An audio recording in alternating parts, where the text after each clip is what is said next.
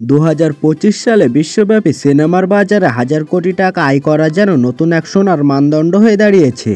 তবে বছরের অর্ধেক পেরিয়েও এখনও সেই অভিজাত ক্লাবে ঢুকতে পারেনি কোনো ছবি। ভিকি কৌশলের ছাপা ভালো চললেও হাজার কোটির গণ্ডি ছুঁতে পারেনি। ফলে এখন সব আলোচনার কেন্দ্রবিন্দুতে দুটি ছবি, কুলি এবং ওয়ার2। কুলি নিয়ে দক্ষিণের সিনেমা ইন্ডাস্ট্রিতে জোর গুঞ্জন। রজনীকান্তের নতুন মাস অবতারের অপেক্ষায় গোটা ভারত। পরিচালক লোকেশ কানাকরাজ ইতিমধ্যেই অ্যাকশন বিনোদনের জন্য নিজের আলাদা পরিচিতি গড়ে তুলেছেন। এই ছবিতে রজনীকান্তের সঙ্গে আমির খান, নাগার্জুনা ও আরও এক ঝাঁক অভিনেতা তারকা থাকবেন। এর টিজার আর শিরোনাম সঙ্গীত ইতিমধ্যে সামাজিক মাধ্যমে তুমুল ভাইরাল হয়েছে। দর্শকদের উত্তেজনা তুঙ্গে। তবে ছবিটি শুধু শুরুতে ঝড় তুললেই হবে না, টিকে থাকার জন্য প্রয়োজন হবে শক্তিশালী গল্প আর ভালো রিভিউ। অন্যদিকে ওয়ার2 নিয়ে উত্তেজনা একেবারে অন্য স্তরে।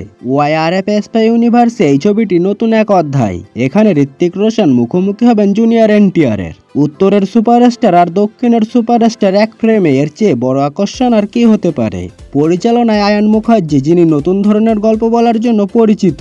2019 সালের ওয়ার বিশাল হিট হয়েছিল। এবার বাজি ধরা হয়েছে আরো বড় অ্যাকশন আর স্কেলের উপর। ফ্র্যাঞ্চাইজির শক্তি, সুপারস্টারদের বিশাল ফ্যান বেজ এবং আন্তর্জাতিক রিলিজ কৌশল ওয়ার2কে এক গুরুত্বপূর্ণ প্রতিযোগী করে তুলেছে। এদিকে 2025 সালের বক্স অফিসের ছবিগুলোর আয় পরিসংখ্যানও বেশ আকর্ষণীয়। ছাবা বিশ্বব্যাপী 780 থেকে 800 কোটির ঘরে ঘুরেছে। হাউসফুল 5 আয় করেছে 300 কোটির বেশি। রেড 2, সান অফ সর্দার 2, সায়ারা সবই ভালো চললেও হাজার কোটির ক্লাব থেকে অনেক দূরে। বিশেষজ্ঞদের মতে হাজার কোটির ক্লাবে ঢুকতে হলে চাই সর্বভারতীয় দর্শক টানার ক্ষমতা। মাস এবং ক্লাস দুই ধরনের দর্শকদের মন জয় করা ছাড়া উপায় নেই।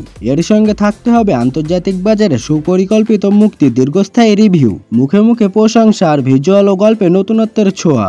সবকিছু মিলিয়ে এখন 2025 সালের বক্স অফিস যুদ্ধে নজর থাকবে এই দুই মহাযোদ্ধার দিকে। কুলি বনাম ওয়ার2, কে আগে ইতিহাস লিখবে? ভারতীয় সিনেমার বাণিজ্যিক মানচিত্রে হাজার কোটি আয়ের নতুন মাইলফলক গড়তে কে হবে বিজয়ী? উত্তরের জন্য সিনেমা প্রেমীদের অপেক্ষা করতে হবে বছরের শেষ পর্যন্ত।